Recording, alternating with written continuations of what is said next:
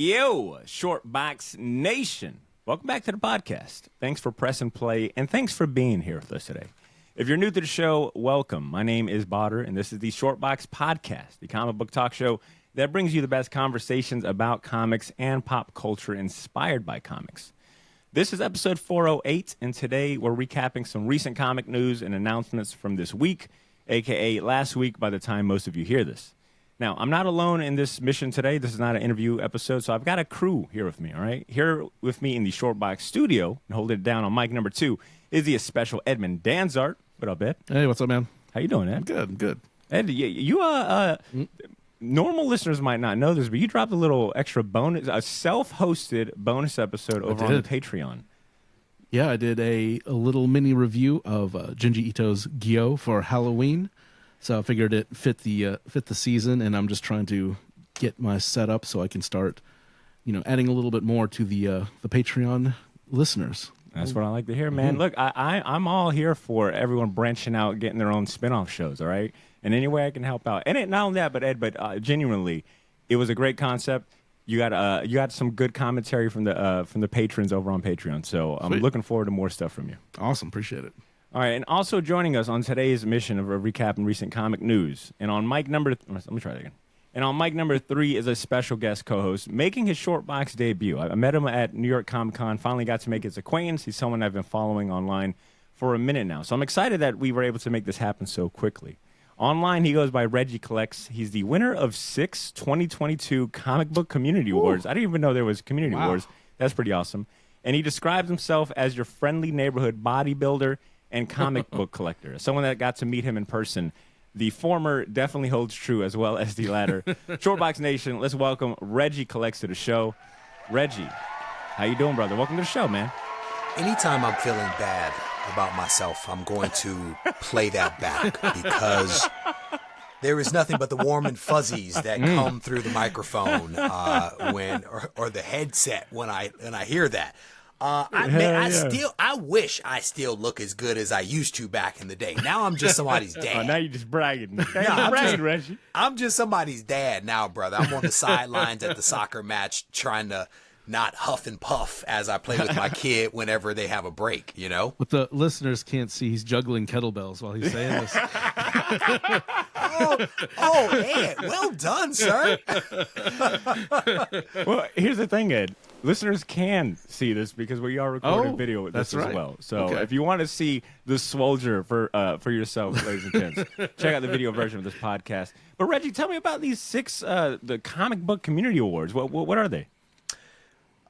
So, Botter, there was a little wrong there. I'm the winner of 10 total. Oh, wow. Winner of 10 total. Where's that at? Let me go ahead and give another one. Yeah, so... come on. 10. Sorry, my apologies. Bro, you short him 4? 2021 and 2022. So the channel is the most winning YouTube content channel out there, right? Focused on comics, right? So the Comic Book Community Awards has been going on for the last couple of years, put together by some really awesome people, and I've been fortunate to win multiple awards. And honestly, whether it's 6, it's 4, it's 10, I am honored that people would actually take the time to nominate the channel and then vote for the channel and then have me win. It's awesome. What are some of the if folks don't know about awards? Sorry, I cut you off. No, I'm sorry. I apologize. I cut you off. I wanted to know, what were the awards themselves? What were they for? Oh, brother, there's a host of them. So I think it's most entertaining, community builder, channel of the year, like best ongoing series, because I had a couple of series like the Ready, Set, Go show that I used to do on Sunday, and then Comics Today. I think Comics Today won for Wednesday. I mean, we had a string of hundreds of shows for both of those, but you're putting me on the spot because I can't remember them all. But I will tell you, too many. You can't even remember. The community builder is one that I'm particularly proud of. because, anybody that's part of comics knows that the community is what it's all about, right? And Absolutely. the fact that the channel was honored to receive that is huge, man, because it's all about the community. And I put out a lot of content that may not get a ton of views, but the videos are designed to make the community stronger. They're designed to help people be smarter about the hobby of comic book collecting.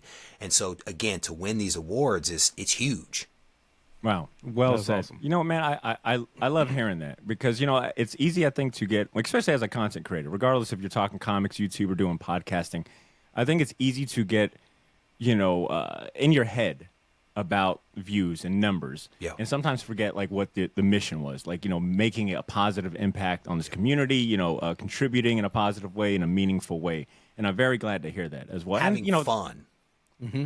Having fun Preach it. was honestly like my number one. I used to watch these guys like Jim Mint and Reaper Tate and ETA Nick and sell my comics back in the day. These guys were on YouTube and they were just having fun. And I was like, man, I want to have some fun, because I don't have these friends in my everyday life that were into comics. And I was like, I just want to have fun. And that's where it started, and then that fun led me to spending lots of money with doing unboxings. And I was like, well, I can't do unboxings anymore. So I was like, well, I've got to come up with something else. And that something else became, well, how can I give back to the community that has given me so much in terms of, just making the hobby more enjoyable because you can talk to other folks that are into the same nerdy stuff that you are, Well said. Well said. And I want to definitely talk to you about some of the other projects and things that you've got going on. I mean, from your comic collecting book and then your very own comic series and publishing company.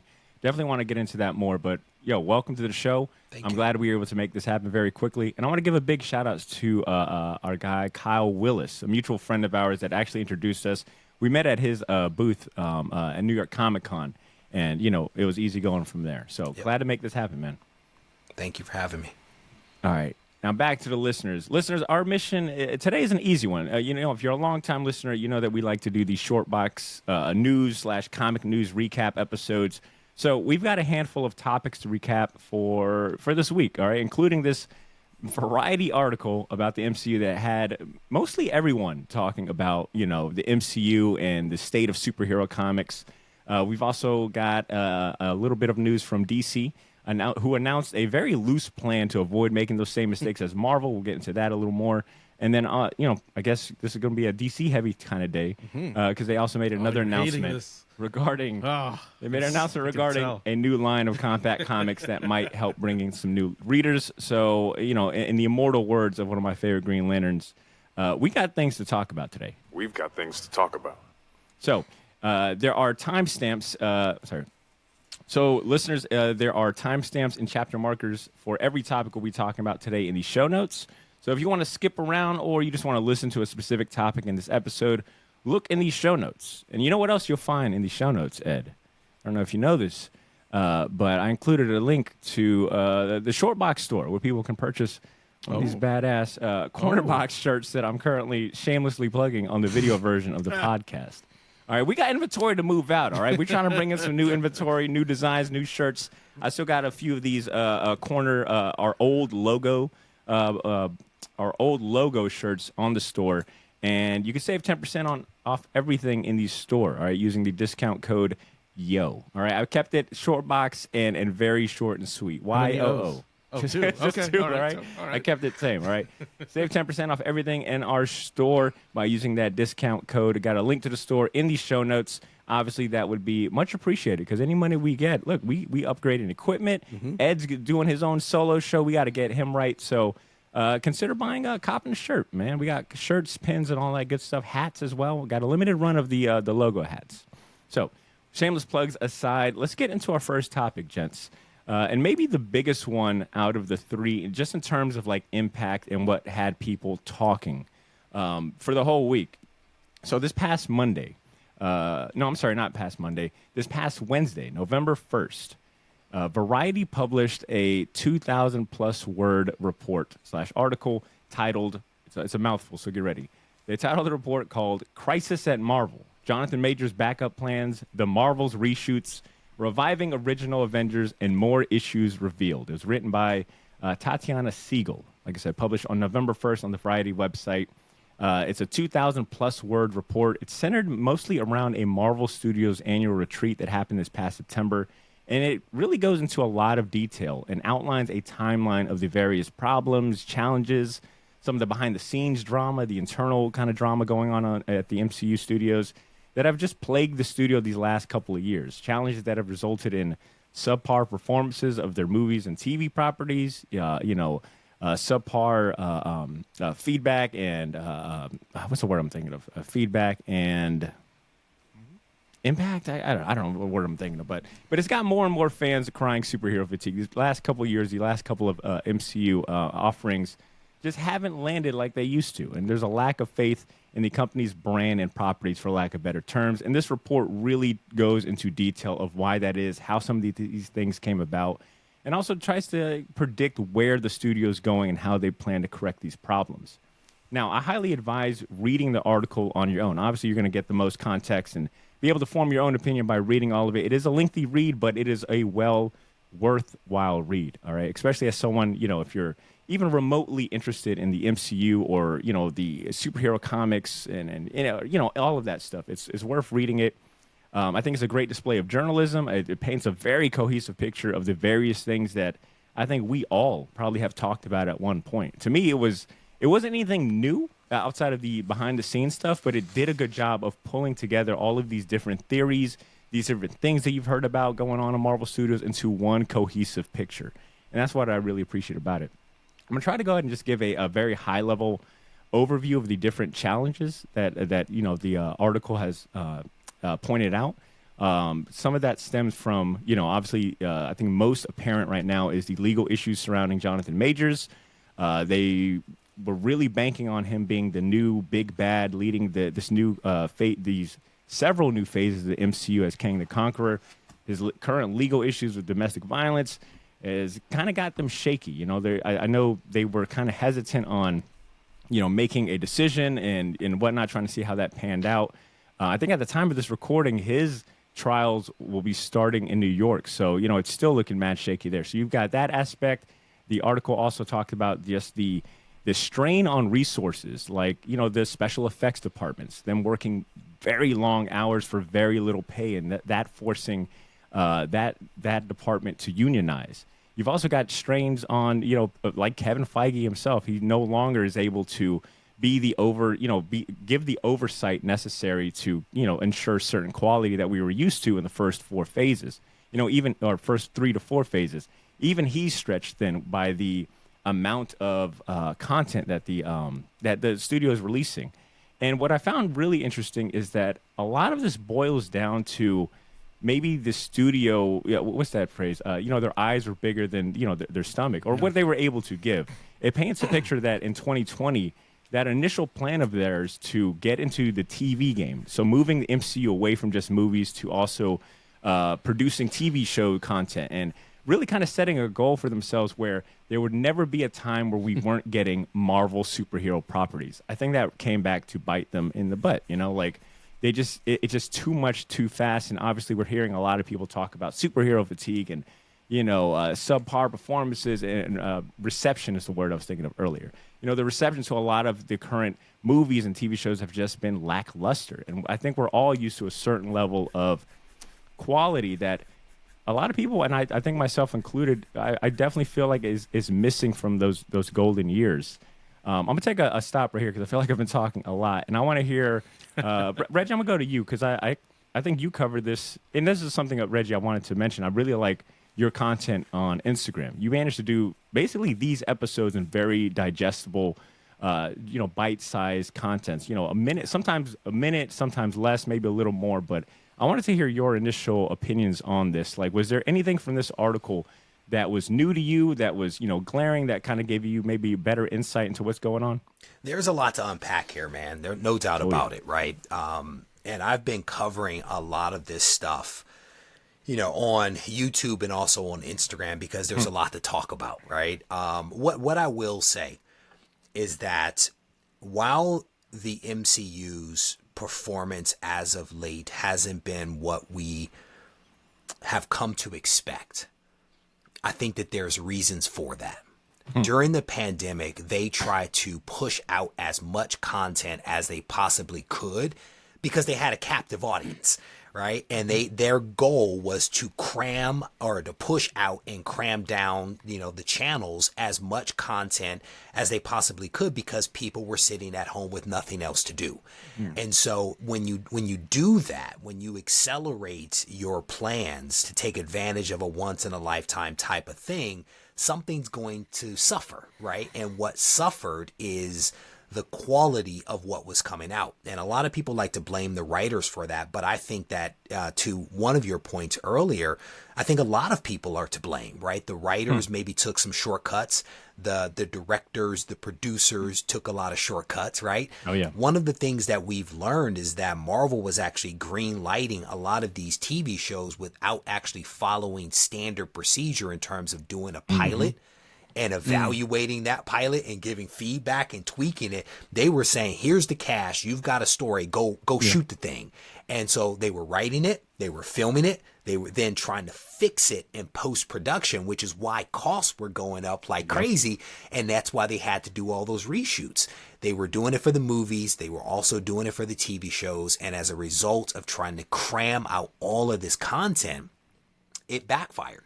33 movies and 12 TV shows, if you include, the stuff that's come out on Disney Plus, right?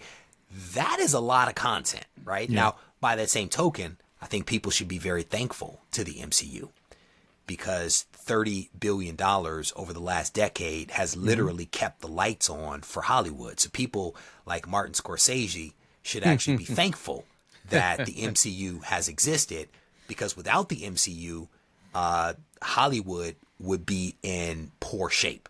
But like you, I've been talking for a minute, so I'll go ahead and pause to see what else you guys have to say.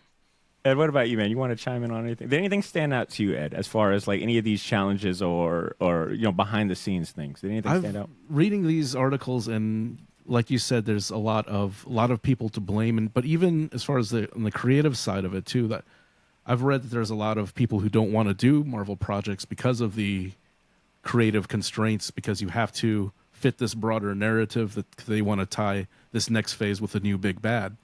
But like I said, it's as big a comic fan as I am. It is, even I'm like, and plus, like you were saying, they had the captive audience that are also trying to sell subscriptions to Disney Plus too. So they wanted, they didn't want just a bunch of old Mickey Mouse cartoons on there. They wanted to attract new customers too. So they're building a whole new platform of a whole new way to, basically view this entertainment.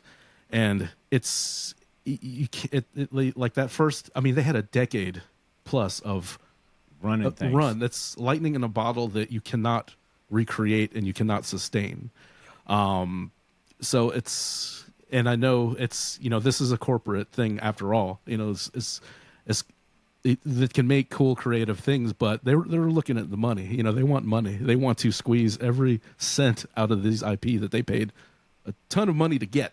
That and like Star Wars, but they feel like, if nothing is out in 6 months, people are going to go elsewhere for their entertainment dollar. Speaking about that bar for success, there was a part of this report that I noted here where it kind of outlines like this sense of unrealistic expectations for success. And somewhere in this article, it mentions that if a movie doesn't hit $500 million, to them, it's a failure. Yeah. And what other...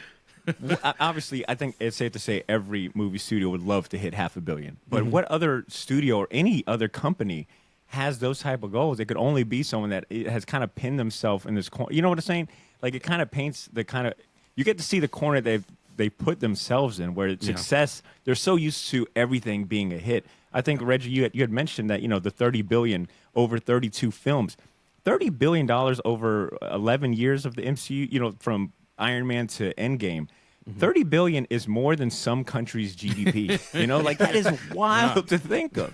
So, it's like, how do you, when you've been to the top, how do you go back down? How do you adjust, what your parameters for success is? Like, it's almost unmanageable. Yeah, and you're dealing with...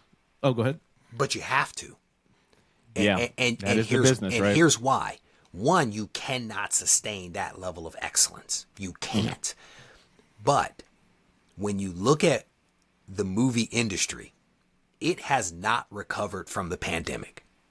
When you look at the total box office and the total number of movie tickets that are being sold, it's not even close. 2019 to 2023, it's not close. So your expectations and your definition of success has to change because the economy is different and the landscape in which you are playing, i.e. movie theaters, has changed. The $500 million, that's Oppenheimer and Barbie aside. That potentially will not happen for a while unless the quality just skyrockets all of a sudden, which is possible. Well, and I feel like Oppenheimer and Barbie were just, I think they were just exceptions at this point. And maybe this will be something that we continue seeing. To me, that perfectly encapsulated, I think, the mood of everyone, like finally something that isn't, Disney or Marvel. And I think that had an effect. And the fact that they were pitted, there's a lot of elements, I think, that goes into those two movies, the kind of pitting them on the same day and, playing off the fan base. But you're right, like what it's, you bring up a good point, I guess, is what I'm saying, as far as how does a company like Disney curb their expectations, and if they don't do it, where does that put them in? Well, obviously, we kind of see where they're at right now. Okay, I wanted to share some other things that were maybe a little more insightful, because I'll be honest, when I first saw this article drop, a part of me was like, okay, another think piece about like the downfall of the MCU. Like, I'm kind of tired of talking about it and seeing it. This is a conversation I have probably on the regular. MCU to me is like, it's the new low-hanging small talk, in my opinion, nowadays. Which I'm not saying is a bad thing, because it's kind of cool that everyone has, like you can talk about the MCU. At some point, you could bring up the MCU to anyone in your family or friends, and they might have seen something. It was very rare that you weren't able to. At this point, to me, it's like very easy go-to small talk. And as someone that, is a podcaster and everyone knows it, they always have, they want to hear my thoughts on the downfall. So when I saw this, I was kind of groaning like, what are they going to say that I haven't seen? But I was pleasantly surprised by how they were able to paint like this more cohesive picture. And there was a few things on there that I kind of had an eyebrow raise. And some of those included that, I had it here. Hold up. Okay. So first and foremost, there was a line that mentions that normally Disney does not, they normally only engage employees and I guess friends and families of employees for their movie screenings, like to get like feedback. And for the Marvels, which this article goes into a lot of detail about, like why the Marvels, even though it hasn't been released, is already kind of set to fail. Is a prime example of, the fall of the MCU, if you will. But I found that pretty fascinating that I guess it's not routine for them to just like have a test audience. And I think, Reggie, it goes back to what you're saying, where they've been making these shortcuts and cutting corners, and this is coming to light. But I thought that was pretty fascinating that, wait, you're only showing these movies and pre-screening these movies to like your employees and friends and family? That's great, boss. Yeah, you know what I'm Don't saying? change Like, a how are thing. you going to get an honest opinion? So I guess they showed the Marvels Thumbs up. to a regular. And your boss sits there and faces you as you watch, just waiting for you to, make a funny face. Yeah. That as a marketer myself, there is no way in the world that I would release something to the public that has not been first evaluated by other people. Like that. That's crazy. But again, they shot half of Daredevil Reborn, the new Daredevil season, without ever looking at the footage. And then they looked at the footage and they were like, this footage isn't good. You have to put controls the in lens place. cap on the camera the whole time. You have to put controls in place to evaluate what you're doing, man. And you know what? They used to do a thing called dailies. That was like basically you look over the footage and you see what you need to reshoot or need to, change the lighting or however, whatever movie terms you want to use. They just turn the camera on and just shoot, brother. And go. And Reggie, maybe also to your point, the article also goes into the quote unquote failure of She-Hulk and how that, just didn't land right.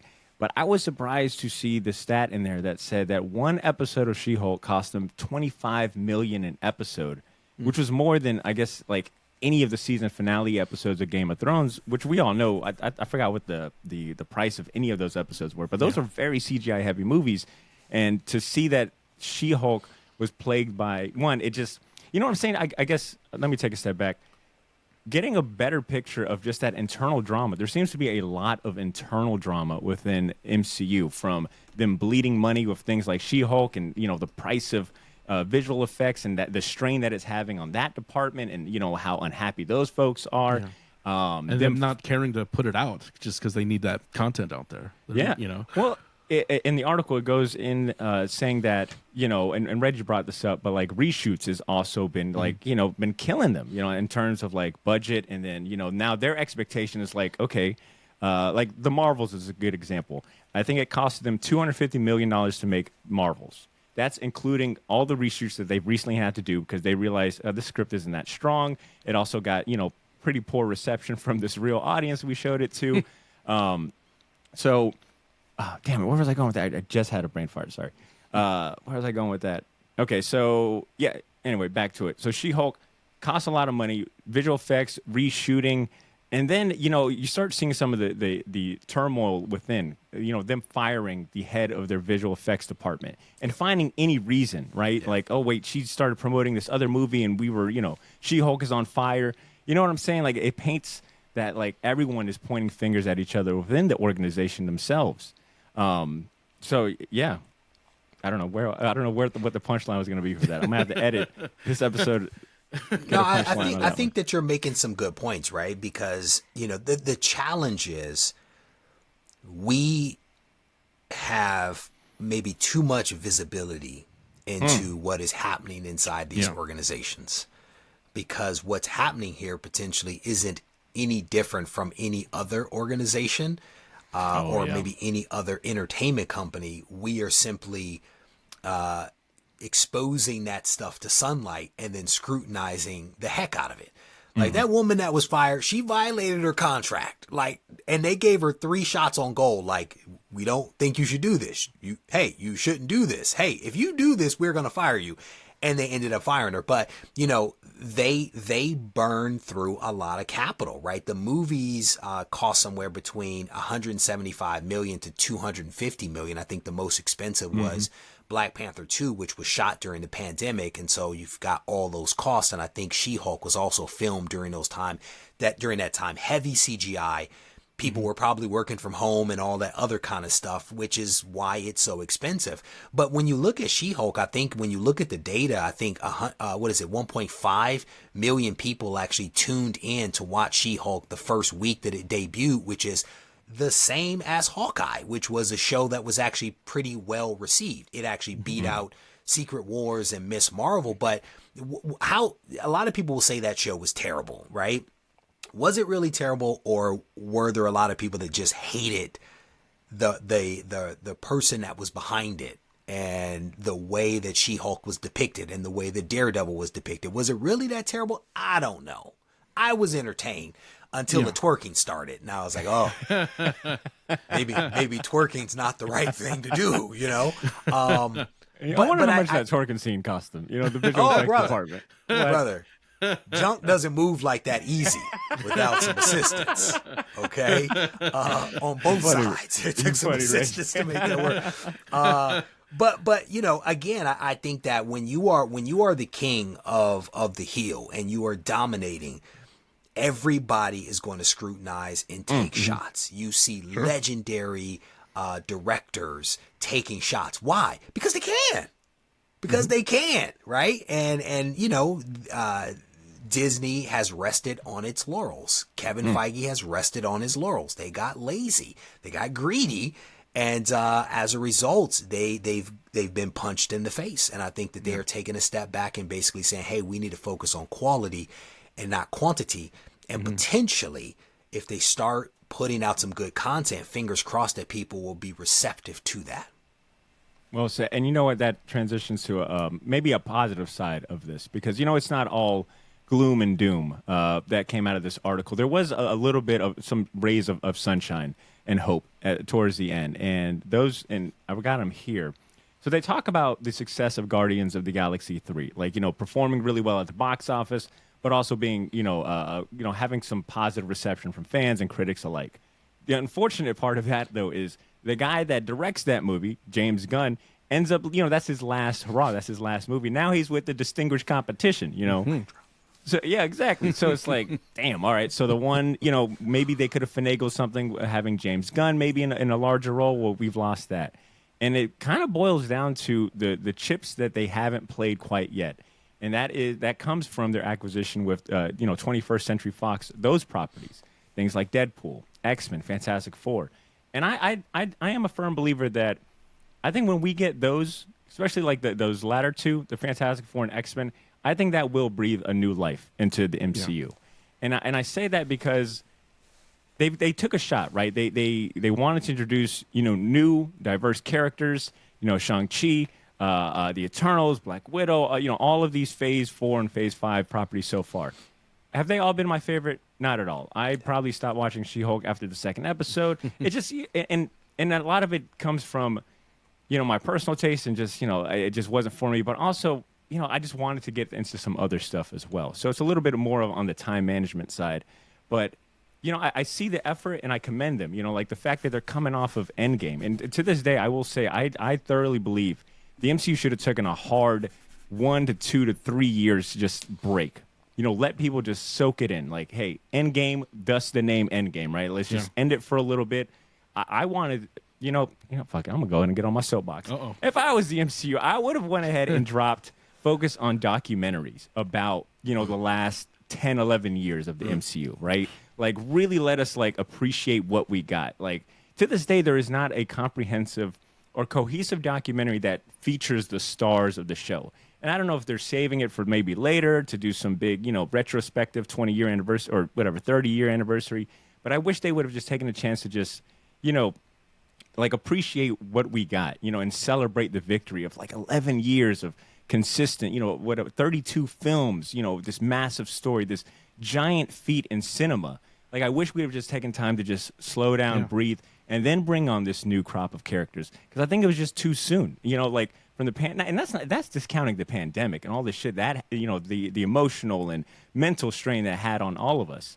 I think at the time it sounded good, like, oh man, we're gonna get more MCU content and it's gonna be on TV. I don't gotta wait for a year. But clearly they just overshot, right? Like, it was an overcommitment. The plan was way too big considering the resources, right? Like, Kevin Feige can't check all of this. The visual effects can't keep up with all of this. And then one other thing that this article goes into is just the half-baked scripts. And I say that as a quotation because that was the exact phrasing one of the visual effects artists talks about. I don't think they give her credit or whatnot, but it was someone that worked on She-Hulk.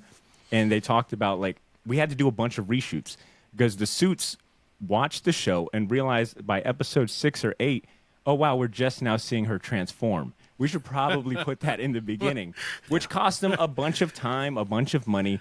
And, you start just seeing all these cracks, and it could almost be just pointed at the very basics of just does it have a good script? Is the foundation well? No, not clearly. We're fucking running before we're even crawling. And that's the thing with, doing pilots and stuff. You have your own platform. Why not shoot a pilot? See how reactions it gets. See if people give a shit. Yeah. It's like, I like She-Hulk as a character, and I think they may have, from what I've seen, the little that I've seen, it's like they might have tried to do the John Byrne era She-Hulk, kind of the fourth wall breaking. But to mainstream audiences, they're thinking this is like a Deadpool. This is kind of like anyone that breaks the fourth wall is like a Deadpool, because that's the one that most people are familiar with that aren't into comics.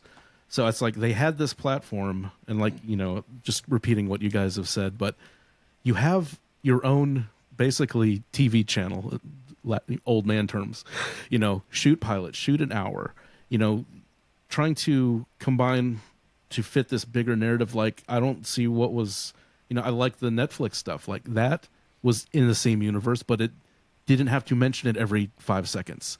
You see a kid in the DVD talking about the event. You see Easter eggs in there, but they're in their own little section of this world. The world is bigger than they make it, So it's I don't get. And like I said, they're not playing with action figures. These are real living people that want to do other stuff. That don't want to do be Captain America for 30 years. They want to do other things. They're artists, so it's, why not? Especially, and I have to kind of separate my comic fandom from Disney wants everybody's money. So we have to appeal to not just the hardcores. We have to, and I think they did a good job. That first, it was pretty much, oh yeah, that works. Thanos is purple and gold. He's no way he's going to be a purple guy wearing gold. It's like, oh, he's a big purple guy. Yeah. So it's. One of the more disappointing, you bringing up being the comic fan side of the house. One of the more disappointing things about this article, as fascinating as a read as it is, right, into the insight of the House of Marvel and the house, the Mouse House, there was barely any mention of comic books or the source material in this article. And this doesn't catch me by surprise. I've always kind of considered the MCU and Marvel Comics two separate things. Occasionally there's some synergy there. Maybe the characters will mimic some a look and feel for the comic book and vice versa. Like when Robert Downey first portrayed Iron Man looked like Robert Downey in the comics for a while. Yeah. But I think that's as far as it went sometimes. And reading this article and not even having like one or two mentions of any of the comic source material was kind of disheartening in the sense of like, okay, so they definitely treat this as two separate things. So I just an observation. And that's the thing too. Like you were mentioning the documentaries. Why not? Like for Moon Knight, a very esoteric character, just his, the way he is portrayed and just his origins. And like it said, why not do a little? It's like, hey, we're gonna do this Moon Knight show, and then do a pilot, but then do like a little history, like a 30, 45 minute. They have all these resources at their disposal that they can do. Like get hype for these characters that may or may not. Like Guardians of the Galaxy was one of those like hits for, super, even as a comics fan, D list characters. Not even that particular version of the Guardians. So they have all this material, and I understand it can't be carbon copies of the comics, but they have all these people that all these talking heads that can get people excited for it, get the non-fan excited for it. Why should we care about these characters? Like one of the last few things that I loved was my favorite thing was Werewolf by Night. That's probably my favorite MCU thing in a while, and like I said, short, sweet, you didn't really have to know the characters, you basically had to be, watched a few horror movies in your lifetime. And it was perfect. I think if a lot of these recent properties weren't, if they weren't part of like this larger story and were able to just kind of stand out on their own, I think that would have went a long way as well. Yeah. But to kind of like get to a closing point, for this topic here, all the problems we've listed and talked about. I guess the good news is that they're not irreparable, right? They're not. It's not like these things can't be fixed. They got money. Yeah, exactly. They've got plenty of money. So the script thing, right? They can hire better writers. They can spend more time writing better scripts. The visual effects, that's something that I imagine it's way more complex, but that can be fixed. Like a lot of these problems can be fixed, and as shitty as it sounds to say this, at least they didn't have these fuck ups with like big properties like X-Men and Fantastic Four. If you're going to take a swing and try some stuff and try to follow up from your amazing act that was phases 1 through 4 and Endgame and all of that, at least it wasn't with your other blue chips that could possibly save what you got going on. Because imagine if they would have came out the gate with Fantastic Four and X-Men and they were plagued with these same issues. Fox did that already. Fox did that already. That is right. They did have a blueprint. They did have a bluept to follow. I was waiting for my opportunity to say that. Don't do this. This is our blueprint. Don't do this at all. What I will say too is that I don't think that these things are uncorrectable, right? I think that you've had a little bit of a break. Let's think about that, right? The writers have been on strike. The actors are still on strike. There is a break right now, literally, giving potentially the leadership at Marvel, at Disney, an opportunity to think a little bit before they start to act. The writers will have additional time. I think that the concerns expressed by the special effects people have been heard loud and clear and documented. And so maybe they should be given longer lead times to work on this stuff. Disney has admitted that they're going to focus on quality and not quantity, right? So I feel like they are saying the right stuff. My concern is the fandom. My concern is, will the fandom be able to recognize an improvement in quality, or will they be so jaded so as to not even see the improvement? Where it's like, is it cool to just hate on MCU when clearly we've got a good product? And I talk to a lot of people. I read a lot of comments. There are people that just regurgitate what they hear without thought. They invest no time thinking or even doing a simple Google search before it is all trash. It is all woke trash. If they come out with the X-Men, that is quintessential wokeness. think about the X-Men, bro. Reggie, trust me, we've definitely said that plenty of times. So think about the X-Men. Even if the X-Men is fantastic, it will still be seen as woke by people because it's diverse. That just right from the diversity, it's woke trash. You haven't even seen it, but now you're saying it's trash. My fear is the fandom, and not even necessarily true comic book fans, the adjacent fandom that floods into the comment section to offer their opinion on something that they don't. I had somebody just today tell me Marvel and DC are superhero companies, that they've never published anything other than superhero comics. And I'm like, so first of all, you need to run a Google search, sir. You know, but it's that type of person that will leave the woke trash, the MCU comment, the this is garbage, you know, without really appreciating the source material. To your point, they've never even read a comic, but they have an opinion on what's good for comics. And but that's just kind MCU. of like a mob mentality too. You know, you're just the mob is going out. But it's that mob mentality to some degree that is dooming a lot of stuff. Sure. Captain Marvel, or the Marvels, trash. Yeah. Hasn't even come out. Trash. Because why? They don't like Brie Larson. Yeah. 3 women and Brie Larson. Yeah. One of my best watched videos as of the last 30 days was one I did on Brie Larson, because people misinterpreted, misled other people on what she actually said. Yeah.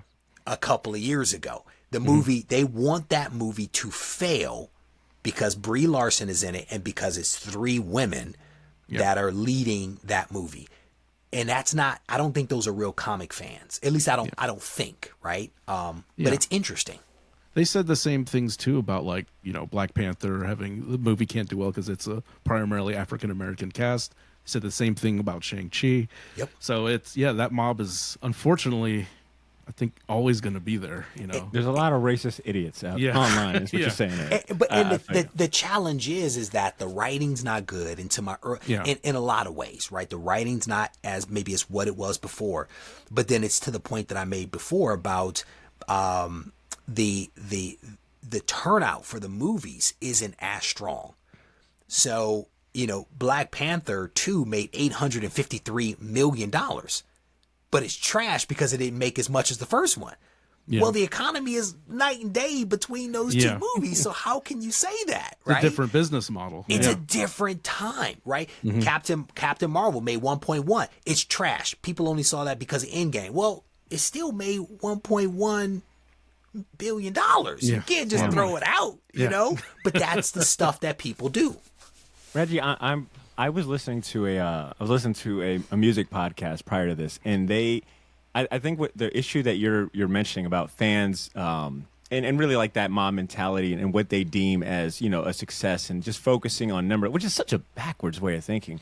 But this particular music podcast was talking about how fans online will rip an artist apart if they only sell 10,000 albums, and it's like, damn, like 10,000 albums. You know what I'm saying? It's like my analogy to that yeah. is like, hey, McDonald's served over 1 billion burgers. Do they make the best hamburgers? I don't think so.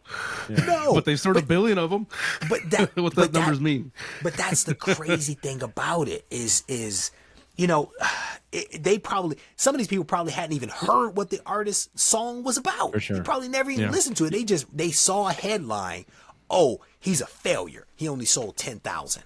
10,000 is a lot. And maybe they were sold for $100. Wasn't there a rapper that released some album charged $100 for it? There's a few artists that have done it, but I think who you're talking about is the late great Nipsey Hussle, who put out a mixtape and was charging $100, and he sold out. I forgot how many he sold, but it was enough to where he went the indie route, and it was enough to financially definitely support him on his own. But he leaned into. I think his mentality was like, if I only have 100 fans, that's who I'm catering towards. Fuck trying to get, cast a wide net and only catch 2 fish. Like, I'm focused on building a community. He focused on quality and not quantity. Which brings us to, I think, a good stopping point for this particular subject, which is, it sounds like, curtain has been unveiled. We see a bunch of the cracks. I'm curious what happens next, right? I don't think that this article comes out just willy-nilly. I want to see the time. I'm trying to figure out the pieces for the timing of it. I've heard like a rumor about them trying to maybe position this in a way to fire certain execs there, and behind the scenes stuff. That's all like hearsay. But I think the timing of it is interesting, and I'm curious to see what comes out of it. Next steps, right? Like, look, you've got your business all up in the public now. Everything that people have said about the company is coming to light. What happens next? What happens with this Jonathan Majors? I think that'll be a huge precedent going forward, right? Because if they put all of their chips on one guy to be the big bad and be the face of this next chapter, what happens when he's out the way? I'm very curious to see how the MCU pivots. And if, the blue chips they got in their back pocket with Fantastic Four and Deadpool 3 and X-Men are enough to save and I say save like very like loosely, right? Like we've just said, this is fucking Disney and Marvel. Yeah. They don't need no saving. Like, they're really just competing against themselves. But unfortunately, they're competing with, like, something unprecedented. Like, how do you compete against, MCU, phases 1 through 3? It's gonna have to look different. And I think people's expectations need to adjust as well. So with that being said, we could definitely just do a whole episode about this one particular article. But I want to move on to our second topic for today. Reggie, this is one that you brought to the table. And it sounds like it's DC, well, really Warner Media's response to, not going the same way that Marvel. I'm sorry. It sounds like this is Warner Media's response to basically like kind of like this article in the state of Marvel's affairs and their plan to not, fall into the same trap, which in my opinion was kind of a loose plan. But I want to hear from you, man. Go ahead and set us up. What is this article about? It's definitely a loose plan, Very loose. I'm like, I read the article and I was like, well, duh. Like, at the end, it was like, well, duh. But this is an article quoting Casey Blois. I think that's how you say his name. Yeah. He is the HBO CEO.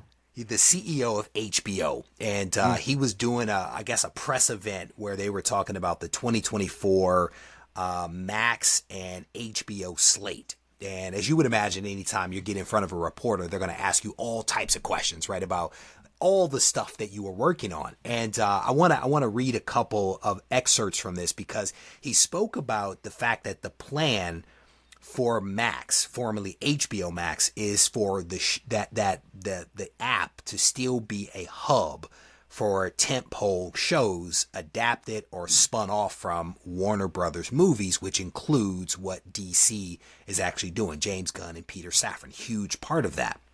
But when he was asked about, tentpoles and he was asked about hero fatigue, here's what he said. He said, I think tentpole fatigue is telling the same story over and over again. I actually think that's the definition of insanity, but whatever. He noted in this this interview that while he admired Marvel's output of movies and shows, the studio might be suffering from fatigue because there's a lot of them. And the article highlights that he didn't go into a whole lot of detail on like what HBO Max was going to be releasing for the DCU. He was a little nebulous on like the timing of when these movies from DC were going to be coming out after Superman Legacy. And it's probably because they're still trying to figure it out. They're still making adjustments, knowing that at least the actors are still striking. So that's been a huge hindrance. But he says DC is trying to tell different stories, different styles, to not do the same show over and over again. And he highlights that Peacemaker is a different show than Penguin. He says there's not uniformity. And later in the interview, he says, when you let quality be your guide, I think that's a good way to balance it. And again, my response to all of that is duh, right? Like, Really? he literally didn't offer anything that was unique in that response. Can I also note that when he draws that comparison of, Peacemaker is nothing like Penguin, it's like, we haven't seen Penguin. I mean, I believe you, but brother, we ain't seen Penguin yet. It's not even out, How am I supposed to know that? But I mean, I'm guessing what he's like is it's going to be gritty. It's going to be gritty like Batman was gritty versus Peacemaker, which was, I guess, dark comedy, right? But again, it's like you're not offering up really anything substantive in this. And if you take a step back from it, he's simply saying everything that Marvel has already said. We're going to focus on quality and not quantity. That's literally what Marvel has said. But it's interesting, again, going back to the earlier conversation, because this does dovetail.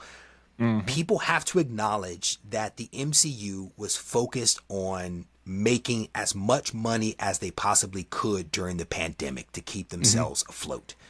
That is why they crammed and all these shows down the throats of the special effects people, because they were trying to make money. And it backfired. Yes, they made a ton of money, but they hurt a lot of people, right? Hurt a lot of careers, probably ran a lot of people out of the industry, but then they also damaged their reputation and created a big hill for them to climb. And to your point, maybe they should have just taken a step back and been like, you know what? We just had an amazing run. Let's take a little bit of a break. But when you are pulling in billions of dollars, that's hard to be like, you know what? I think that's enough money for now. Plus, you have like stockholders too. Man, and I'm one of them. And I realize how optimistic and kind of foolish I sound, right? Like, we're talking about the most capitalistic of capitalistic companies, right? Like, no, to Reggie, to your point, you don't stop after 30 billion. As someone that works in corporate America, you know how it goes. What's the next goal? It ain't 30 billion. It's now 40, 50, Yep. And to your point, they're trying to take 10, 11 years worth and just, shrink it down. We need to make, hit these goals in this year, and however much content we need to throw out or make, let's make it happen. The people want MCU, let's shove it down their throat. But back to your DC point, it sounds like all these things that like you would expect. It's like, yes, it should be quality over quantity. Like, these very basic things like, okay. And I get that maybe. Quality, eh? Tell me more about this. Can you spell that? Is that a cue? Yeah. And it's funny because like DC has spent, Warner Brothers has spent how many years trying to capture that same magic Marvel has? And you know what? You have like 8 or 9 years of failure.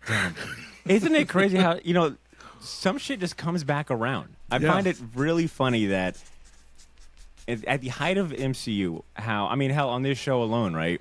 We would talk about DC's failed attempts at trying to replicate, the combined universe, and all the movies was terrible. And how now, with all the focus being on Marvel, their failures, and here's the thing too that article really highlighted is that this has all kind of happened in the last 3 years. Like all of these challenges and these, the ball being dropped just within 3 years we're pointing at. I'm sure there's a lot more to unearth, looking holistically at the MCU, but in the past 3 years. But the same thing the reverse could be said about Warner Brothers and DC. I think they've really hit a stride lately, considering, Suicide Squad, Peacemaker, Ezra Batman. Miller's Flash. Oh, wait. Look, say what you will about Flash. Black Adam. Don't skip over those now. Yeah. You're right. I guess I should bring us on. Yeah. But All say home what, runs. real quick, say what you will about The Flash. I believe, and maybe Reggie, you can correct me. I believe that one did perform pretty well in the box office. Flash? And yeah. Oh, I haven't looked at those numbers in a while, so I'm just gonna say you're correct. I'm just saying, in the last 3 years, in the last couple years, DC has kind of hit a stride, and I think it comes from realizing, okay, clearly we can't do the interconnected universe that well. You know, we can't do their shtick. So let's focus on self-contained, quality stories. You know, Peacemaker. You know, Peacemaker is not a good example because it literally was a spin-off. But it's not like it's trying to tell a overarching combined universe story. You know, that was a spin-off. And I think it goes into what his plan is, where it's like we've got these tentpole movies, Suicide Squad, and now we can build off, spin-off shows off of that. I think you can also maybe fall into the same trap that Marvel has, where it's like, quantity over quality. But at this time, I do think that the DC offerings that Warner Brothers has put out have been pretty well. And I think I wouldn't be surprised if Marvel maybe adopts a little bit of that strategy where it's like, okay, this doesn't have to be connected. It can stand on its own. And maybe that frees us up, being able to tell better stories where we aren't having to get convoluted storylines and connected to this movie and that. I do think they kind of did that. I think, like, at least from my perspective, they kind of did that with the Netflix shows. You know, they kind of, like, Luke Cage, Daredevil, Jessica Jones. But those were all... Yeah, you can't count those. Yeah. You can't count those? You gotta count Moon Knight. Like, Moon Knight's pretty self-contained, I think. And it was well received. Oh, I'm thinking, like, where you can kind of do a little bit of both, but have, like, your own. I'm serious. They could have used that as an example of like, people are liking this. We don't have to. Okay, I see. So, I mean, I guess my question in regards to this article and this story is, it sounds like Warner Brothers and DC, I guess we could just call it Warner Brothers, it sounds like they're approaching it from less is more. You know, if people are crying out for superhero fatigue, let's not put out as much, right? Like, let's focus on tentpole movies and maybe the occasional spinoff, and really focus in on quality. Like, it doesn't sound like they're going to try to compete from let's pump out 5 shows, 5 movies. Let's have hell, I don't even think there's a DC, timeline or lineup, right? Like, it's kind of, it is nebulous. There's like a Creature Commandos. And things are gonna. Okay, so we know a few of the titles, but we don't know the intricate details of James Gunn's 10-year. Or I don't. It's a 10-year plan, but he's only announced like the first exactly 3 years or so. And Reggie, that makes me think about what you said as far as I think maybe you said it. Correct me if I'm wrong, but like, just always. I think there's something to be said about that nebulous nature and that mystery to it, where it's like, look, we don't need to tell you everything we're doing. Yeah. Let this shit be a surprise. Let the quality and the stuff speak for itself. I think there is something to be said about always being connected, and the MCU playing like the social media game really well, where every San Diego Comic-Con, people were looking forward to the timeline and the news. It's like we wanted to know all of these details. Yep. And I think there's something to be said about quality being tied into just, a little bit of mystery. I said that to somebody recently on social media, that if you remember back in the day, the only way for you to see your favorite celebrity or athlete or entertainer was to show up at the show, show up at the movies, right? That was show up at the game. That was your only way to see them. Now you see them on social media in their house. There's no mystery to it. You know what I'm saying? You see them waking up in the morning. Hey, I just got up. I'm about to go work out and get an iced latte. Like, you see so much of them. There's almost too much transparency, right? You have all of these guys that have these relationships with people in the studios that tell us all the details, all the Easter eggs. There's no surprises in anything just because there's so much information flowing to us. Potentially they need to pull back on some of that stuff and create more mystery, create more intrigue. Maybe that will hold people's interest a little bit longer, but it may be one of those things that to your point about being too optimistic, the cat may already be out of the bag and we can't ever go back to that. And that's toothpaste is out of the tube. Yeah. I mean, well, if you flex the tube right, you can get some suction all right. to get some. I mean, I've done it. You can do it. It take a little work. Reggie, I love you, man. That was such a good rebuttal. All right, you want to talk about optimism right there? That is some optimism. I'm gonna try it tonight. If it don't work, Ed's gonna send me a picture and it's just gonna be a mess. I'll send you a video of how to on Instagram where you can see how you flex it and it'll pull it right back, bro. I got you, Ed. No, but it's all of this stuff is interesting, man. I think that they need to go back to the fundamentals of just tell good stories. Yeah. And I don't care whether it's in the comic book, it's on the small screen or big screen. Just tell a good story. Stay out of all the politics and some of the nonsense. Just tell a good story. Have some diversity of thought as well. And what I mean by that is not everything has to be a superhero. Not everything has to be somebody in spandex. As much as I like spandex, let's tell some different types of stories to attract different people and also to maintain people's interest. That was one thing that Casey did say. He was basically like, we want to tell different stories, right? And so the Penguin isn't Peacemaker. He's right, because I'm guessing Penguin probably won't be wearing a costume. He'll have on an outfit versus the spandex eagle that Peacemaker wears. But I think diversity of storytelling will go a long way. And both Marvel and DC have amazing catalogs. yeah, Dust it off. yeah, And let's tell some good. I mean, that's why they're getting their butts kicked when it comes to comics, because everything is spandex. And that's why the indies are doing so well, because they're telling manga, doing incredible. Manga's killing it. Yeah. Why? Because they're telling different stories that appeal to different people. It's not the same story with a young version, an old version, a future version, a past version, a savage version, a tame. It's like the same stuff. Do something different and maybe people will continue to show up for it. Like Oppenheimer and Barbie and Super Mario Brothers. I haven't seen any of those movies, so I'm guessing they were all very diverse, but who knows? I would say I've seen 2 or 3 of those movies. No, I didn't Mario and Oppenheimer are kind of similar. Atomic, I'm sure there's something to be said about Atomic Age. Ed, I thought you were gonna say Barbie, man. If I see you posing next to that box, brother. Not. Ed showed up opening day in all pink. All right, he had man. some pink Air Force Ones and a pink top. All right. Actually, now Ed, I kind of want to see you in an all pink outfit. Would you do that next episode? Come on. I'll wear a pink velour jumpsuit for you. Try something different. Try something different. Juicy. All right, I think that puts a pin on that one. Let's go to some good news with an actual plan that DC had announced that had some actual details and a solid plan. Ed, you want to talk about this new line of compact comics that they hope to bring new readers into bookstores and etc. Care to talk about that? Yeah, this is a great idea. DC is coming out with DC Compact Comics. They're basically, I think, launching 10 titles of some of their top graphic novels, shrinking them down to close to the manga book size, and they're wanting to put them in all big box stores, what they call transit stores, like airport gift shops, things like that. I think this is a great idea, and keeping it like at $10.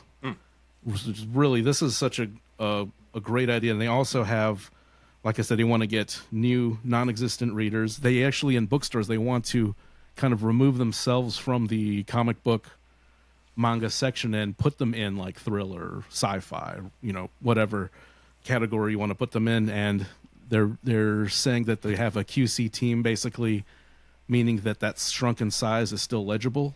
Especially with Watchmen, that's going to be tough. It's a lot of words in that. To kind of keep everything going, and like I said, this is a great idea to get. And the only thing that I'm kind of hoping is that I'm hoping they let comic stores get these as well, have access to these. Because when I worked at the comic store, that's such a great sell. It's like, yeah, I've heard about this Watchmen. Oh yeah, we have this $50 artist edition, this $30 hardcover, and this $25. Hey, damn! Can I dip my toe in the pool? Like, geez, okay. But $10, like I said, Image has been doing that with a lot of their first trades. They do the first issue, the buck first issue thing. But this is a cool idea because we're getting it out to different, so a kid. And like I said, just as an example, the Target that I usually go to, they just had a bunch of renovations. And one of the things that stuck out to me is they depleted their like DVD section and expanded their book section. Oh wow! So there's like a shelf for comic and manga in the Target. You know, so, and like I said, other, you know, bestseller books. So the book market is not dead, you know, so like having this in a Target or Walmart, you know, $10 a pop.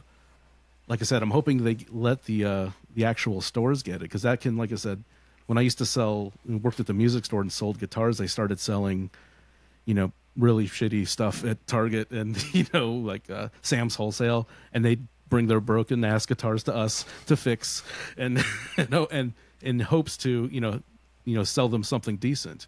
But you're giving them good stuff. You're not giving them, you know, you're giving them some of the best stuff, and it's a good mix. Like some of the titles, like I said, Watchmen, All-Star Superman, Batman Court of Owls, Far Sector, which is a really cool pick. It's a very, you know, contemporary pick. Wonder Woman Earth 1, which is a strange one, in my opinion. American Vampire, Batman Hush, Harley Quinn, Gotham City Sirens, and Darwin Cook's Catwoman, and Darwin Cook and Ed Brubaker's Catwoman Trial of the Catwoman. So pretty cool first wave of books to come out. And like I said, it's slightly bigger than the manga size, so it's even easy to read. Some of those big ass books are hard to read. Some of them are strictly just coffee table yeah. books, right? Like it's like, yeah, you're not gonna read a fucking like omnibus every day.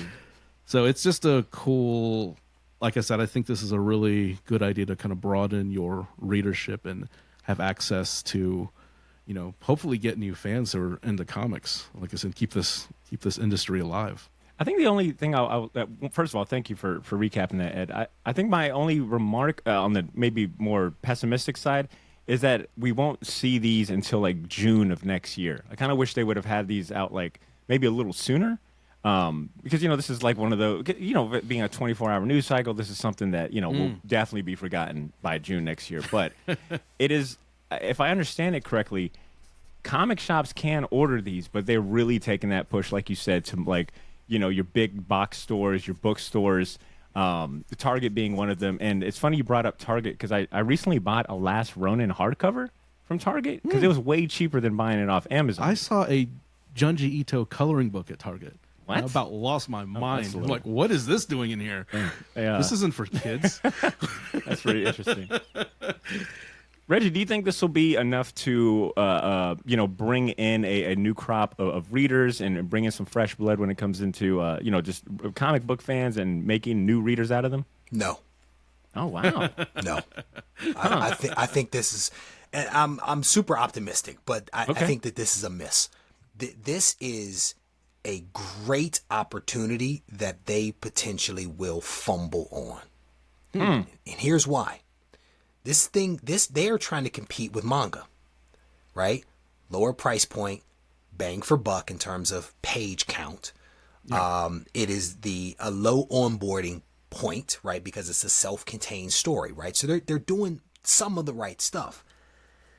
Manga kicks comics' tail because of the scope of the stories that are being told. 10 superhero stories, essentially. Different genres. Where's the sci-fi? Where's the horror? Where is the action? Where is the western? Where is the romance? If you want to attract new readers, offer up some different content beyond spandex. Like all three topics we've hit on tonight, I've already connected all of them because they're all very much connected. I think that what DC is attempting to do is unique. It is different, but they didn't go far enough. They're not diversifying the content. If you want to attract new readers, give them something other than spandex. Look at what the indies are doing. They have comics about firemen and police officers and detectives. And I mean, it's all of these different stories that are being told that have nothing to do with capes and cows. I think that DC has to look at this. And I think that that's the miss. If I could play devil's advocate, yeah, what would you add to that lineup? Because, I mean, isn't it... Because I look at this list and I see, like, American Vampire. I think that kind of fits into your horror. That's it's not spandex. That's it. And that's fair enough. I am looking at Superman, Wonder Woman, Hush. How many times can you reprint Hush? It's the same meat in a different wrapper. Which one? So what would you add to this lineup that would diversify? Which one of those appeals to women? I'd say 24% of readers, comic book readers, are women. Where's the romance? Where's the little girl comic that might appeal to a little kid, right? I won't let my boy read Hush. I can tell you that, right? Even to a little boy, right? Where is the diversity? Where is like the sci-fi, just straight up Buck Rogers type stuff? Not Buck Rogers, but you know what I mean. Like something like that, something different. What is the James Tyen? The James Tyen book that's super popular. He's got a few. Nice House on the Lake. Nice House on the Lake. Great story. Give us that. Watchmen is a little different, but it's still capes, right? Where is the non-superhero content? If you go back in time and you look at what Marvel and DC used to put out, they used to put out a ton of romance comics, monster comics, Godzilla stuff, right? Tarzan. I mean, you name it. It's become nothing more than superheroes. At one point, I think that 70%, 74% of the books that DC released feature Batman in a month. 74% of them. There's no diversity there. It's all Batman. At what point do you stop riding the coattails of Batman, Superman, Spider-Man, Wolverine, right? If you want new readers, give them something new and different, and maybe you will get them to come in and check out what you have to offer.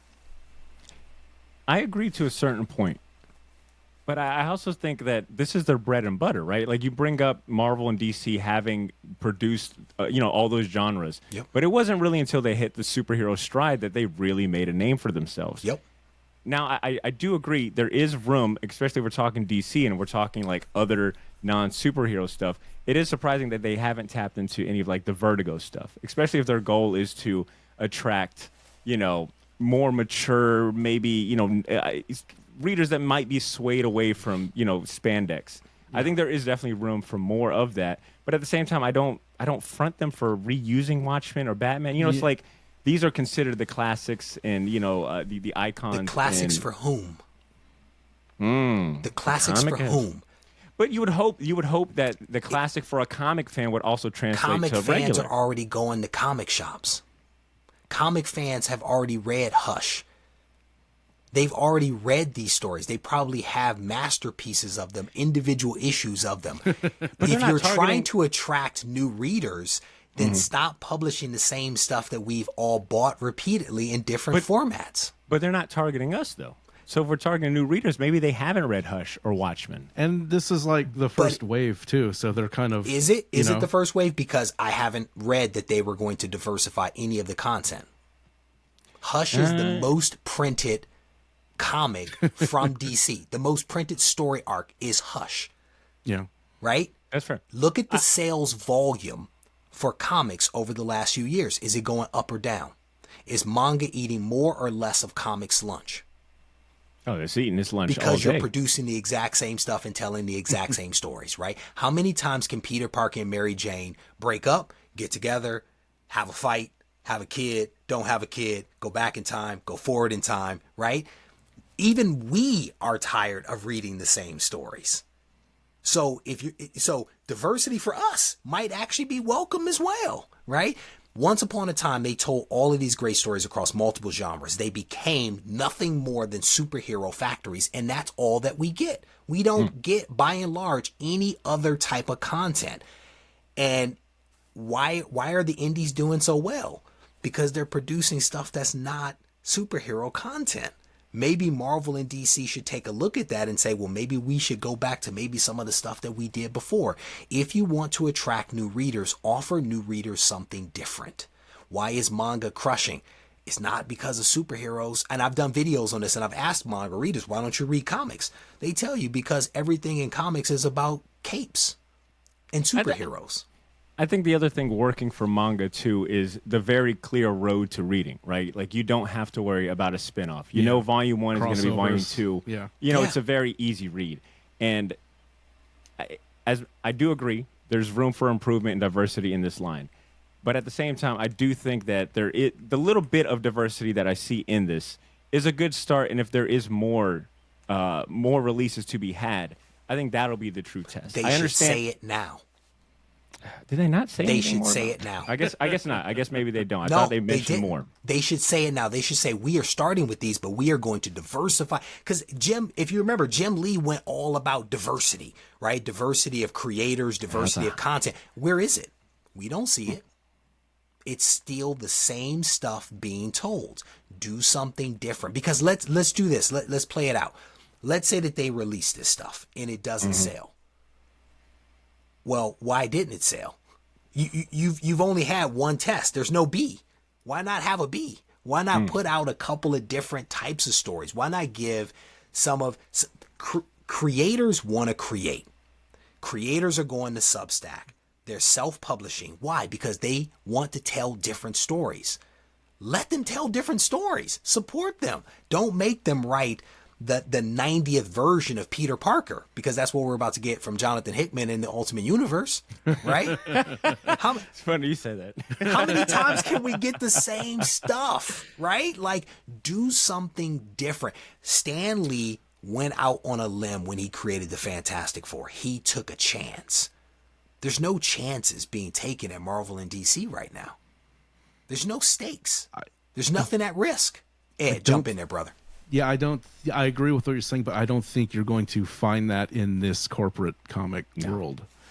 I think if Image had taken this idea, that would be very interesting to see. You know, if the goal is to bring in more readership and they do stuff like that with their dollar first issues, but as far as going into like Target and stuff, yeah. Well, the interesting thing from this article that really piqued my interest is that they're pushing for these bookstores, which, by the way, this is all well wishes, right? Like, they can ask these bookstores to do this, but it'll be at the discretion of the company. But the fact that they want these bookstores to not put them in the graphic novel section, but instead by genre, you know, if I'm looking at Reggie's point, it is kind of like, well, you know, all of these guys are capes. Why wouldn't I put this in the comic book section?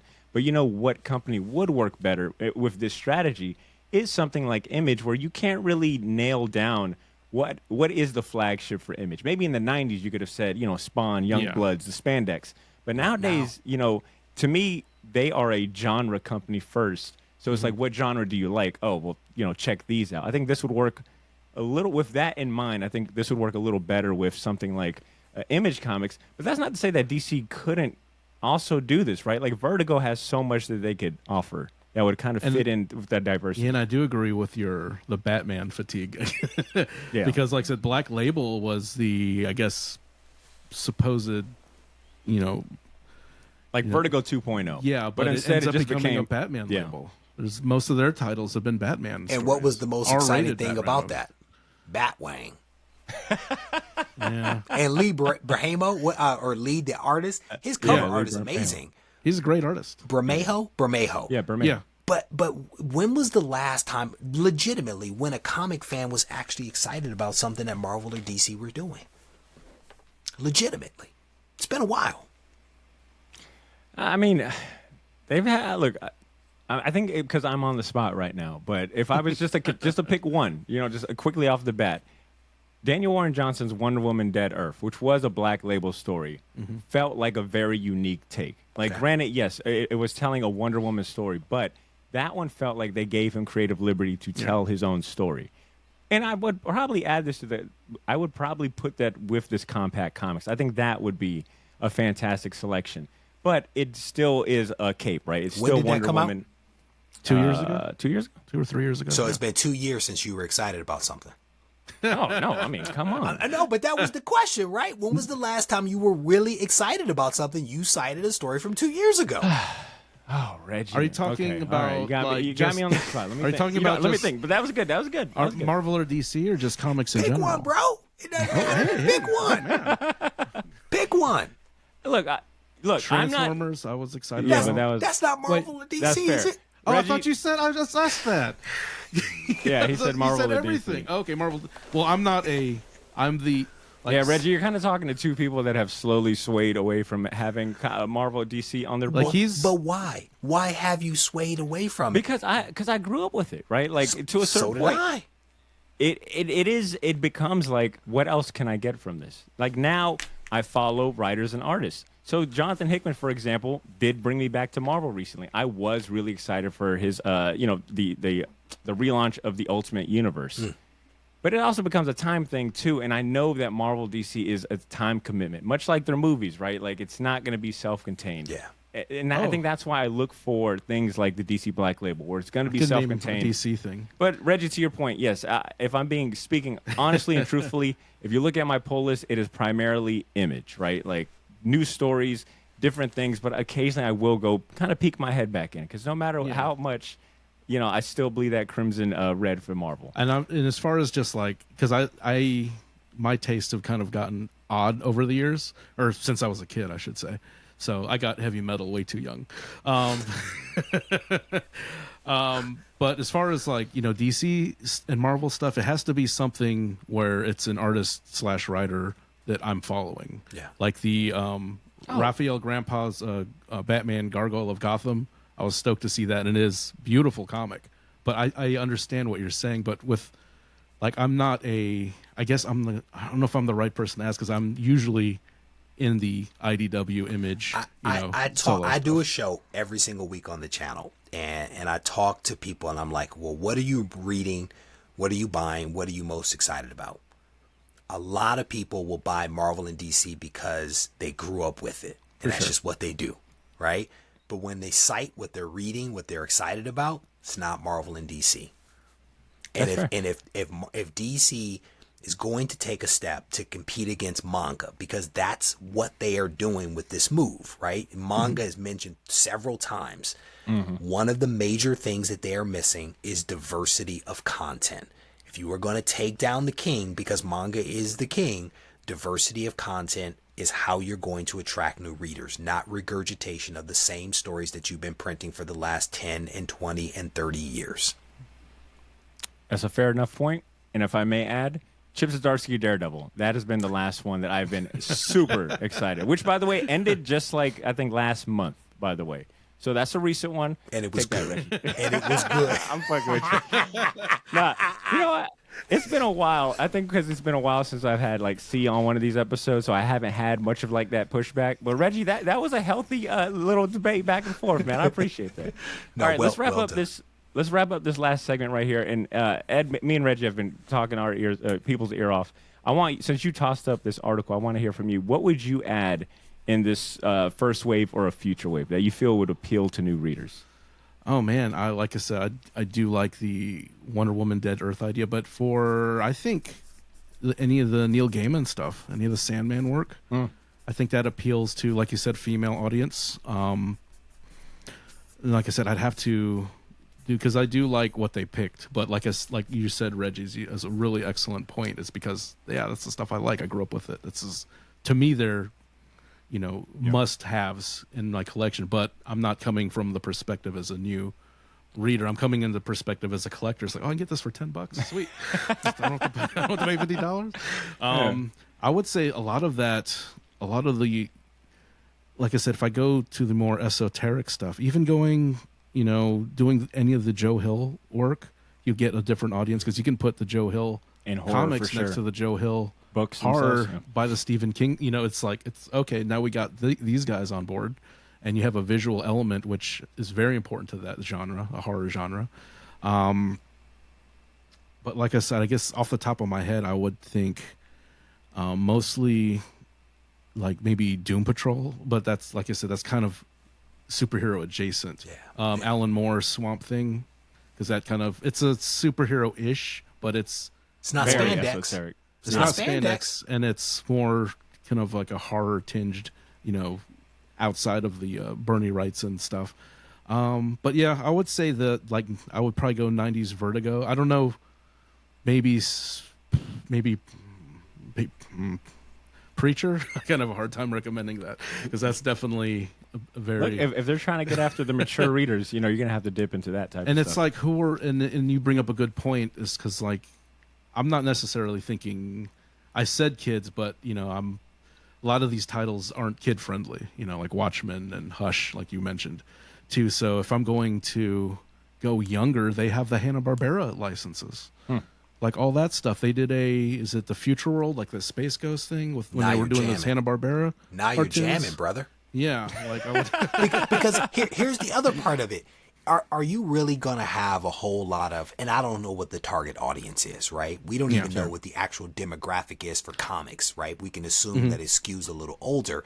But can we see a 40-year-old woman walking into Target and picking up a Superman graphic novel for the very first time? Probably not.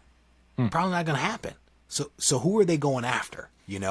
Diversity of content. Hanna-Barbera, go for it. I applaud what Marvel and DC have done with Scholastics, right? One of the biggest monopolies around. They are targeting kids. Why? Because kids are reading Dog Man in the millions, right? Yeah. They are going after the next generation with Miles Morales and Beast Boy and but they're telling completely different stories using those characters to appeal to children. So it's like, if you're going to reach new people, you have to do something different, or you're going to get what you got at Walmart. Collectors showing up at Walmart. As soon as the inventory goes out, they snatch it all. Oh my God! And nobody else. It's going to be like Pokemon cards. That's fair. Yeah. But that's what's going to happen. I forgot about the Walmart right? initiative. Yeah. What'd you say? That was I completely forgot about the Walmart initiative, and I remember us covering that and like, oh, this was a great idea. And then you're right. There's that sign at Target. We do no longer sell Pokemon cards. It's collectors that raid those stacks. You have to do something different if you're going to reach different people. And I wouldn't pick up a Hanna-Barbera to save my life unless it was for one of our kids, right? But if you want new people, you have to do something different, That's so. fair. You raise a couple of really great titles that they could leverage, right? Heck, I don't know who owns Silverhawks, but bring Silverhawks back, man. You guys remember that? My dad is somewhere cheering right now for Reggie. That's good. All right, Ed, very good topic. Reggie, very good conversation going on. I am curious to see if, to your point, I don't see anything on here talking about future releases, so I'm curious to see if this will have some legs to it. I get having, Watchmen and Batman, Hush in that initial release, that's just kind of like where they go to. I think for any diehard comic fan, you see those, you're like, all right, yeah, next, yeah. It's almost like, it's almost to be expected. But to your point, I will concede that they have the ability to tell diverse stories, and maybe they're saving it for a second launch. We'll see. With that being said, though, that is the last headlines, last article that we'll be talking about today. Obviously, we went a little longer than I thought we would for these three, which is good. I think we had some good conversation going on. But for the listeners, if there's anything glaring that we missed, maybe you didn't agree with a point we made. Maybe you agreed with something we said, or you want to rebuttal. We'd love to hear what you got to say. Shoot us a short email at theshortboxjacks@gmail.com, or if you find an article or something that we missed, let us know that as well. You know that these episodes comes out Wednesday, so by the time it comes out, you know how news moves, right? There's already maybe another new development coming out, whatever it may be. Let us know what you thought about this conversation. And we'll move on to our next segment, which would normally be where we do our Fistful of Comics segment, which is sponsored by the Best Comic Shop. Now, normally this is the part where we turn the corner and get into our Fistful of Comics segment, which is sponsored by the Best Comic Shop south of the Mississippi, Gotham City limit. But Ben was like extremely... South of the Mississippi? Yeah, south of the Mississippi. East.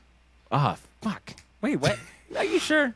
Yeah, you're right. You know what it is? I once heard, I've always quoted Mason-Dixon line. Mason-Dixon line is the line I'm thinking of. That is the line. Let me try that again. South. The video listeners get this, little blooper reel. Let me try that. That was good. Ed. All right, now south of the Mississippi. That's good. I don't even know if I'm going to keep it. I'm going to own up to my mistake. Geography has never been my strong point. I meant to say south of the Mason-Dixon line, Gotham City limit, Best Comic Shop, south of the Mason-Dixon line. But Ben was extremely busy this week. All right, he had a lot of things going on at the shop, so we didn't get his usual picks in time, but he did want me to share with everyone that they are doing a very limited print run of their second printing of TMNT Last Ronin #1. Gotham City Limit shop exclusive. The variant cover done by Tyler Kirkham. Oh. It'll be limited to 400 copies. It'll be available for purchase both in the shop on Wednesday, so same time that you're hearing this episode, as well as online at GothamCityLimit.com. Little quick history lesson for you, for those of you that are like, what the hell is that? Most of you, though, will recall that the first print run of their very first shop exclusive cover coincided with the original release of Last Ronin #1. That was back in October 2023. This was also Gotham City Limit's first ever shop exclusive cover. That sold out very quickly. So this is an opportunity to own a piece of history, sort of. It's a second printing of that infamous cover. They changed it up a little bit. So once again, that'll come out this Wednesday. It is the second printing of the Gotham City Limit shop exclusive variant cover of TMNT Last Ronin #1, done by Tyler Kirkham. Tyler's just working there now, right? He might as well be. He's like the unofficial, he's an unofficial employee of Gotham City Limit at this point. He's like the official shop artist mascot. But regardless, if you missed out the first time on that cover, second printing available this Wednesday. I'll have a link to it in the show notes to make it easy on yourself. Now, in lieu of, I've always wanted to use in lieu properly, and I feel like that's a good segue. How'd I do that? Since you're over here. It's the best use in south of the Mississippi. That was good. Best, all right, I ain't gonna live that down with you, right? Yeah. You're gonna come here next week with a pink shirt that says "South of the Mississippi." South of the Mississippi. All right. Best podcast. South In of the lieu, Mississippi. in lieu of our Fistful of Comics segment, we did get 2 emails in, and I want to read those emails.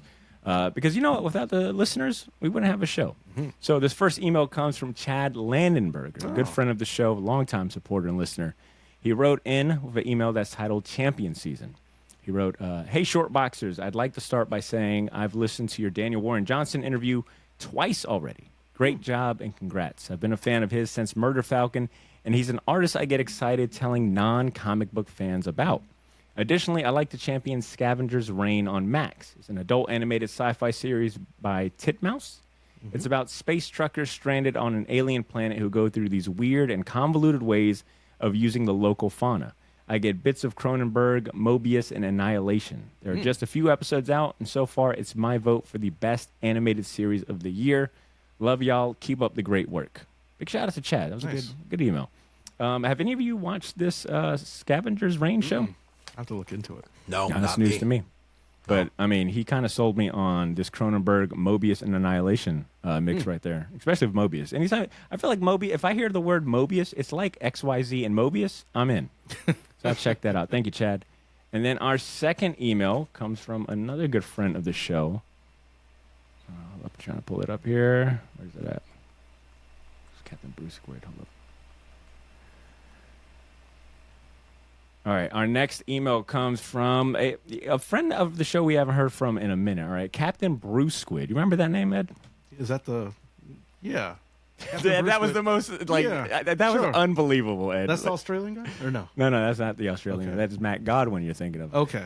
Captain Bruce Squid. Sure. Is Chris Jenks. Good friend of mine. Yeah. All right.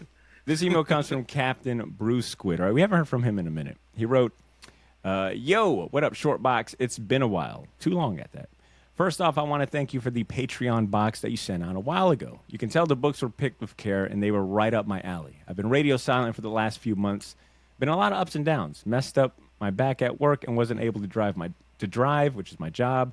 My future was up in the air. I unsubscribed to a bunch of things because I had no idea how long I was going to be out.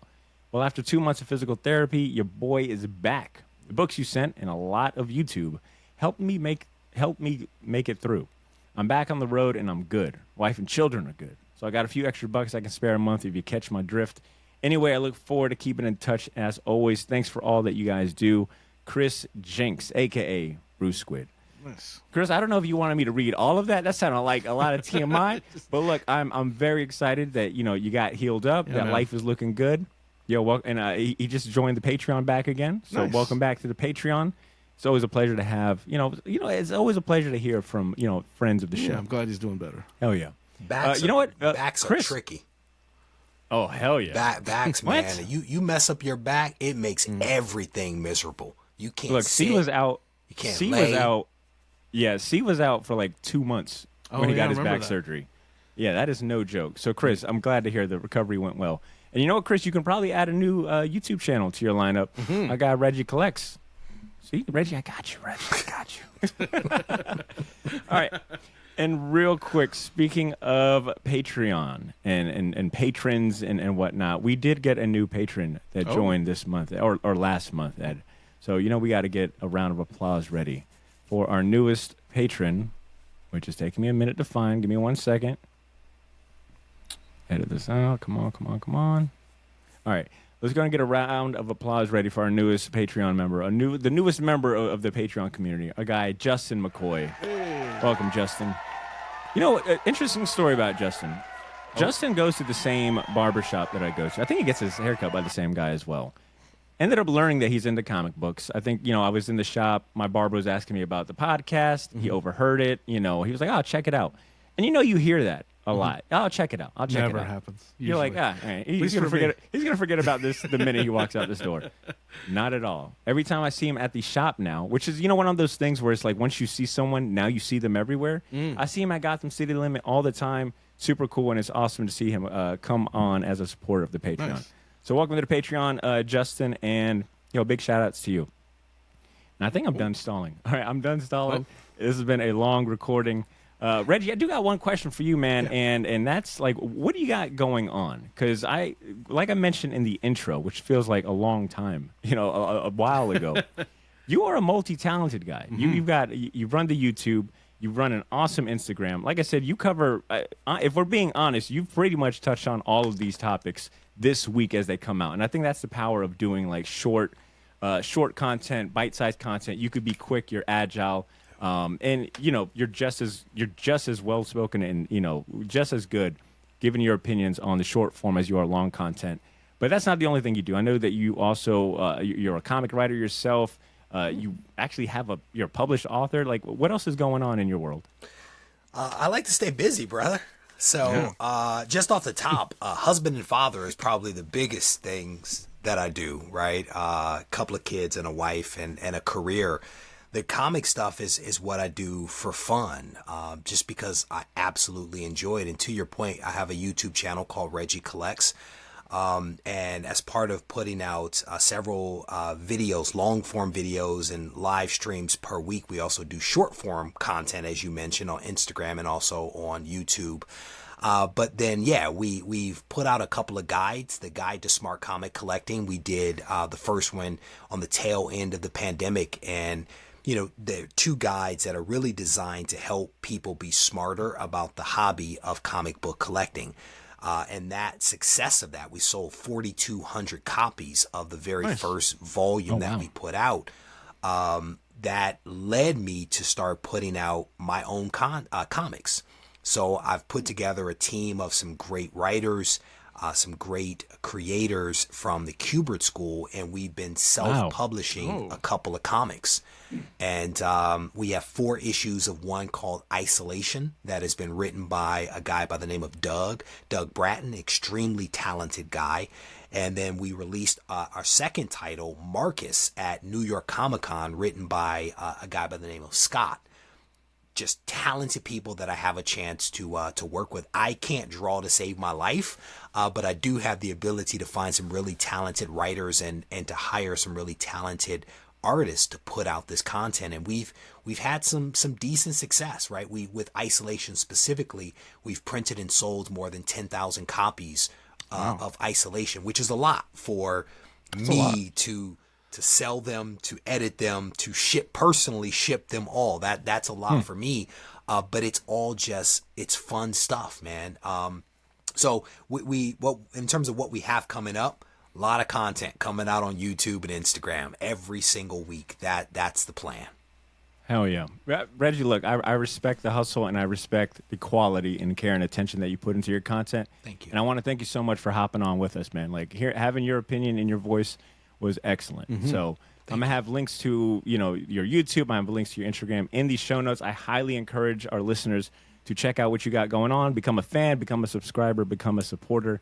Ed, thank you so much for hopping on here with me. Actually, Ed, we're not even done yet, Ed. Well, you know what? Listeners, me and Ed are going to stay on for a little longer. We're going to hop over on the Patreon, talk about some of the other headlines we didn't have a chance to get to, as well as do our own champion season spotlight. But besides that, there you have it, Shortbox Nation. That is our show for today. We really appreciate you spending your time with us. Like I said, we're going to hop over to Patreon, do a quick little bonus episode for the patrons.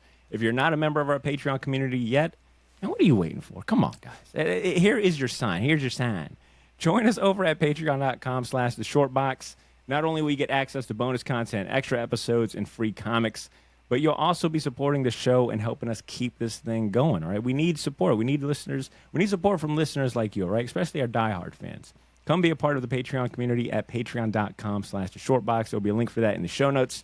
And if you don't want to pay a few bucks for bonus episodes, all good. Like we've been talking about. This economy is pretty funky, all right? It's tough times out there. Completely get it. We appreciate you anyway. I just ask for one small favor. If you enjoyed this episode, leave us a 5-star rating and review on Apple Podcasts or Spotify. Or better yet, tell a friend or tell your favorite comic nerd about the show. To have them subscribe, because word of mouth and ratings really help us out, all right? I think Reggie will go ahead and tell you those small things don't cost you nothing, but they mean a lot to us. So leave a review if you haven't. Tell a friend. And most importantly, take care of yourselves. Go read your comics and continue to make mine and your Shortbox. I'll catch you next week. Peace.